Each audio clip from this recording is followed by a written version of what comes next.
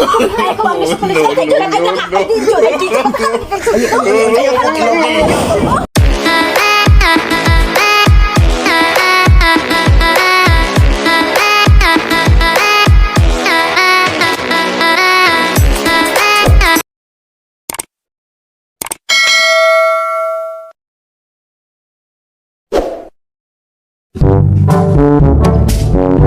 Mayong adlaw Pilipinas. Aniya kita karon sa atong programa ang Paring Tugro in Action Bisaya version part 2. Live diri sa Bisaya Bulayog Channel. Please subscribe.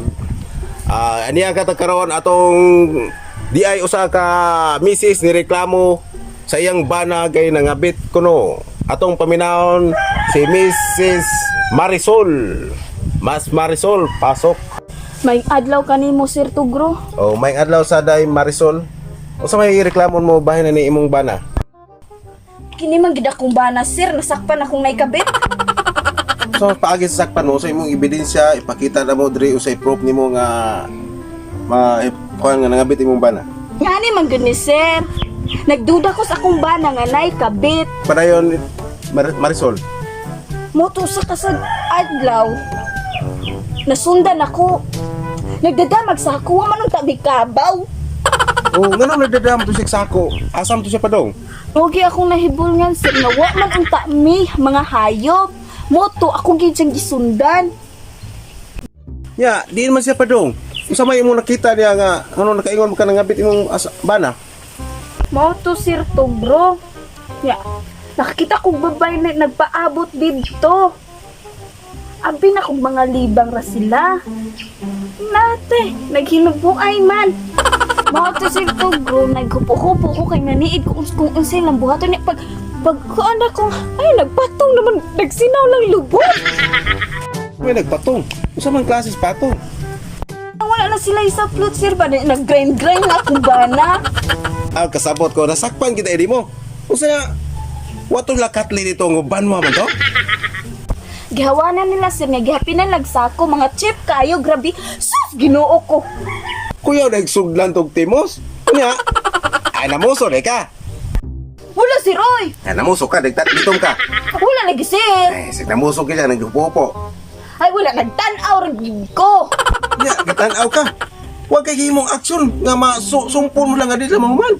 Wala ni sir kay Loy kay mabitin sila. Hadlo ka mabitin imong bana.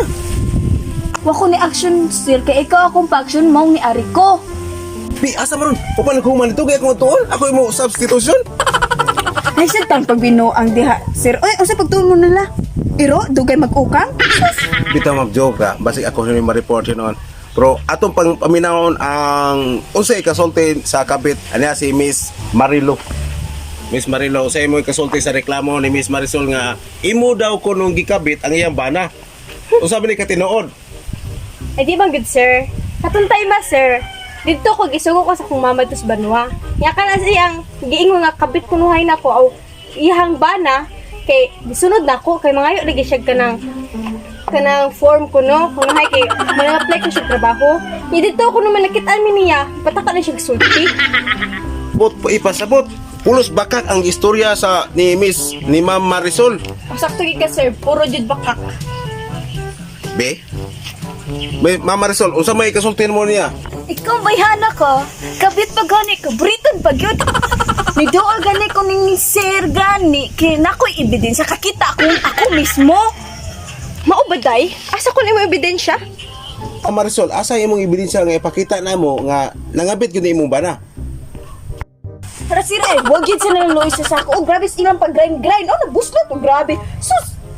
Sus mo ni ilang gigamit paghapin dito sa banwa? Oh, ayun tayo na ikot. Wa sila naluloy sa ako. Sus ka mga... Sus, ay jug to o ana, sir. Ma'am, na ako ng ebidensya. Mao ni sa ako yung gihapin. Gamito na ko ka-chip. Oh my God. Chip jug kay, sir.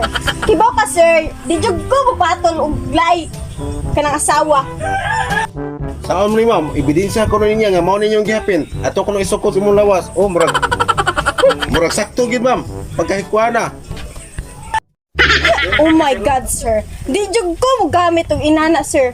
Kung namin magamit sila, no, basin sila, sir. Okay, so, sir, it's so very cheap. Sus loya sa ako. Umama lang gani. Gipan na basta masan kita sa ako.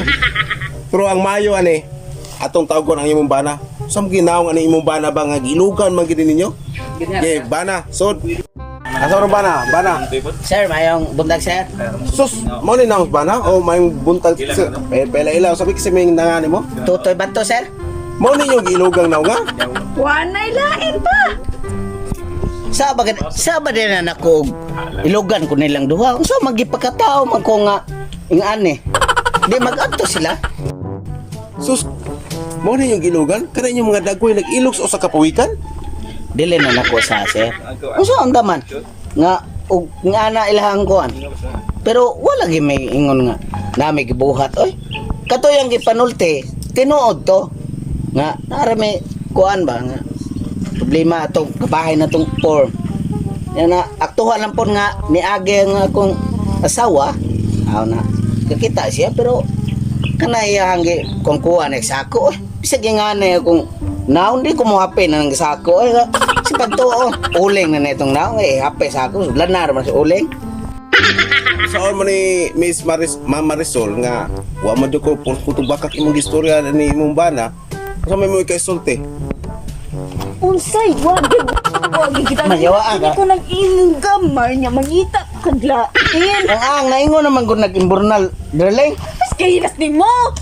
O de ma'am kay kana imo hamuran na kunog imburnal mo din imong bana nangabit ta. Di gid sir kay kasado mi ngita giglain. Niya kasado nga ako tong gibasang marriage contract na may expire. Na-expire naman to. Salod, salod. O expire na. Aw, mister, di ka na mayo imong gibuhat. Mopay, so swerte ra kay kasawa kag mga sus.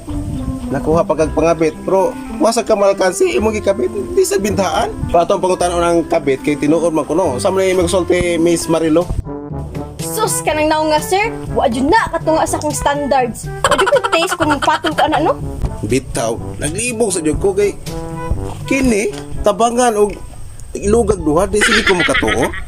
Ya mister, kinumdum ka nga mao ko ninyo gigamit pagkapin sa banwa. Ayaw nagisi-gisi ko nun sa inyong gibuhat. Wala gyud may gihimo ana sir. Wa gyud may kuan ko nang Jud sir mao gini lang gisulti. Oh no. Pero Miss Marilo, ano yung kag puno? Sus, kabihan ko ang sa tulis. Ay, dito pa ta ka. Ay, ayaw ko ilogin ninyo.